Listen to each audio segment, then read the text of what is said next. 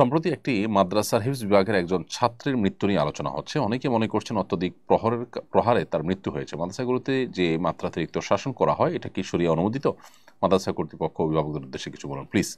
প্রথম কথা হলো যে বাচ্চাদেরকে শরিয়ার সীমার মধ্যে থেকে শাসন করার অনুমতি রয়েছে, তবে 10 বছরের আগে যেখানে নামাজের জন্য শাসন করার ব্যাপারে নিষেধাজ্ঞা বা অনুমতি নাই, সেক্ষেত্রে অন্যান্য বিষয়ের জন্য তার আগে তাদেরকে শারীরিকভাবে প্রহার করা একেবারেই গর্হিত কথা। এরপরও যদি শাসন করতে হয়, সেই শাসনটা অবশ্য শরিয়ার সীমানার মধ্যে থাকতে হবে। এটা নির্যাতনের পর্যায়ে যদি চলে যায় সেটা অবশ্যই অপরাধ হিসেবে গণ্য হবে এবং গুনাহ হিসেবে বিবেচিত হবে। অতএব এরকম নির্দয় শাসন যদি কেউ করেন, তিনি ওস্তাজ হন আর যে হন না কেন, সেটা শাস্তিযোগ্য অপরাধ শরিয়ার দৃষ্টিকোণ থেকেই। অতএব যেই শাসনের ফলে শরীরে দাগ পড়ে যায়, চামড়া ফেটে যায়, হাড় ভেঙে যায়, এরকম শাস্তি দেওয়া শিক্ষার্থীকে কোরআন হাদিসের জ্ঞান দেওয়ার নাম করে, সেটা অবশ্যই ভুল এবং অন্যায়। যারা হেফজখানা বা মক্তব বা মাদ্রাসার শিক্ষকতা করেন তাদের আল্লাহকে ভয় করা উচিত এবং শরিয়ার সীমানার পরে মাথা তাদের থাকা উচিত।